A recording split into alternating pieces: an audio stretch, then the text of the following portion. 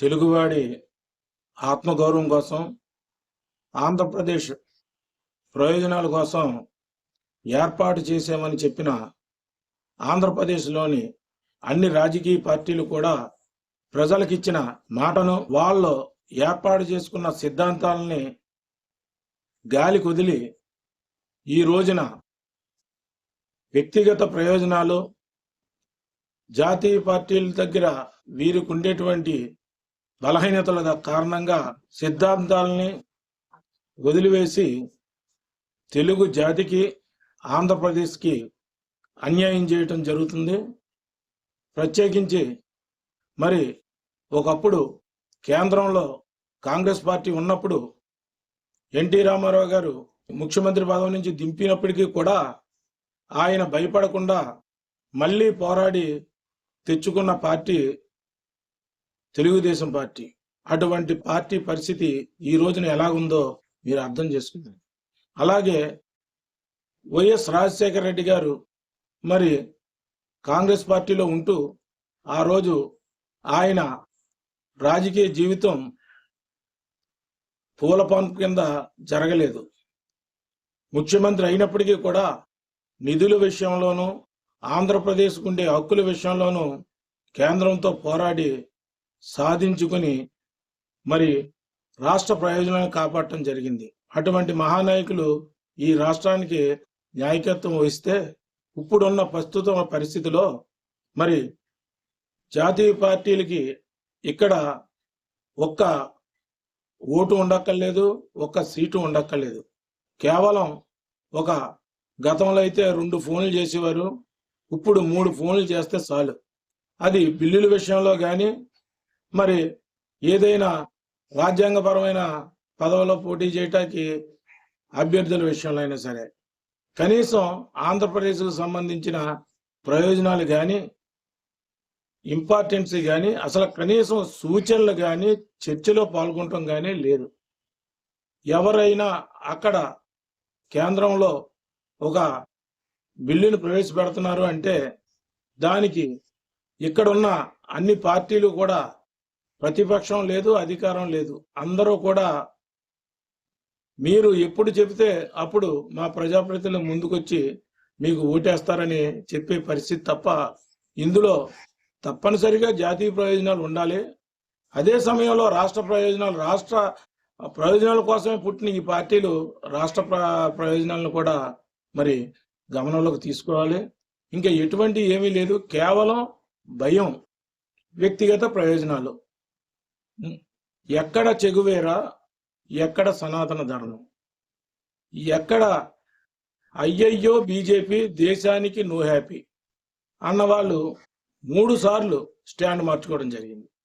అలా ఇక ఏదో అధికారమే పరమావధి, అధికారంలో ఉండటానికి తప్ప ప్రతిపక్షాల్లోకి కూర్చొని మాట్లాడటానికి ఎవరూ సిద్ధపట్టలేదు. ప్రత్యేకించి మరి అధికారం లేకపోతే పార్టీ మారటం, లేదా ఇంటికాడ కూర్చుంటాం అంతే తప్ప ప్రతిపక్షంలో ఉండి ప్రజల యొక్క సమస్యల్ని ప్రస్తావించి మరి రాష్ట్ర ప్రయోజనాలను కాపాడదాం, ప్రజల ప్రయోజనాలు కాపాడదాం అనేటువంటి ఆలోచన ఎవరికీ ఉండలేదు. ప్రత్యేకించి అటు అధికార పక్షం కూడా ఎవరూ ప్రశ్నించకూడదు, ప్రశ్నిస్తే అణిచివేత. ఇటువంటి అణిచివేతల నుంచే ఇప్పుడు ప్రస్తుతం జరుగుతున్న పరిస్థితులు మన కళ్ళ ముందు కనబడుతున్నాయి. ఒక శ్రీలంకలో కానీ, ఒక బంగ్లాదేశ్లో కానీ, ఇప్పుడు నేపాల్లో కానీ ఎల్లకాలం అణిచివేత అనేటువంటిది అది ఎవరికి పనిచేయదు. అది కొంతకాలం ఉంటుంది. కానీ ఇప్పుడున్న ఆవేదన ఏంటంటే రాను రాను తెలుగువాడికి గుర్తింపు కోసం పాకులాడే పరిస్థితి రానున్న కాలంలో దాపరిస్తుంది. ఎందుకంటే వీళ్ళు వ్యక్తిగత ప్రయోజనాలు, అధికారమే కాదు ప్రజల కోసం మనం ఉన్నామనేటువంటి విషయాన్ని అన్ని రాజకీయ పార్టీలు కూడా మర్చిపోయి వ్యవహరిస్తున్నాయి. మరి ఇది రానున్న కాలంలో రాష్ట్రానికి, రాష్ట్ర ప్రజలకి తీవ్రమైన అన్యాయం జరిగే అవకాశం ఉందని తెలియజేస్తాం. ఇప్పుడు ఉదాహరణకి ఉపరాష్ట్రపతి ఎన్నిక. ఆ ఉపరాష్ట్రపతి ఎన్నిక ఇప్పుడు ఎందుకు వచ్చింది? ఆయనకి అనారోగ్యంతో ఇతర కారణాలు ఏమైనా ఉన్నాయా అనేటువంటి విషయం కనీసం ఎవరు కూడా కనీసం అభ్యర్థి ఎన్నికలో కానీ ఒక బిల్లులో ఎంపికలో కానీ అందులో మనకుండే ప్రయోజనాల గురించి కానీ ఒక సూచన కానీ సలహా కానీ కేంద్ర ప్రభుత్వాలు తీసుకునే పరిస్థితి లేకుండా దాపురించారు. దానికి ప్రధానమైన కారణం రాష్ట్రంలో ఉన్న పార్టీలకి నాయకత్వం వహిస్తున్న వారికి భయం, వ్యక్తిగత ప్రయోజనాలు. అందుకోసమే ఇప్పుడు ప్రస్తుతం కూడా ఎన్నికైన ప్రజాప్రతినిధులు అందరూ కూడా నాయకులకే ఇటువంటి పరిస్థితి ఉన్నప్పుడు మరి వాళ్ళకు కూడా మరి అటువంటి పరిస్థితే ఉంటుంది. ఎందుకంటే వచ్చే టర్మ్ మనకి టికెట్ ఇస్తారో ఎవరో, లేదా ఈ పార్టీ అధికారంలోకి వస్తుందా లేదా అనేటువంటి పరిస్థితిలో మరి ఇసుక కానీ, మద్యం కానీ, ల్యాండ్ మాఫియాలు కానీ ఇవన్నీ కూడా ఎవరికి తోచిన విధంగా వాళ్ళు చేసుకుంటున్నారు. దానికి నాయకత్వాలు కూడా ప్రశ్నించే పరిస్థితి లేదు. ఎందుకంటే వాళ్ళకి వ్యక్తిగత ప్రయోజనాలు సిద్ధాంతాలని పక్కన పెట్టినప్పుడు వాళ్ళు కూడా ఎదురు తిరిగే పరిస్థితి వస్తుంది. అందువలన ఎవరో కూడా ఎటువంటి ఏంటంటే కేవలం పత్రికల్లోనూ మీడియా ముందు కూర్చొని అక్కడ ఉన్న 25 మంది ఎమ్మెల్యేల మీద ఇలాగా సీరియస్ అయ్యారు, తర్వాత ఏమో మందలించారు. ఇవన్నీ కేవలం పత్రికలో వచ్చేటువంటి సమాచారం తప్ప ఎవరికి ఎటువంటి అదుపు లేదు.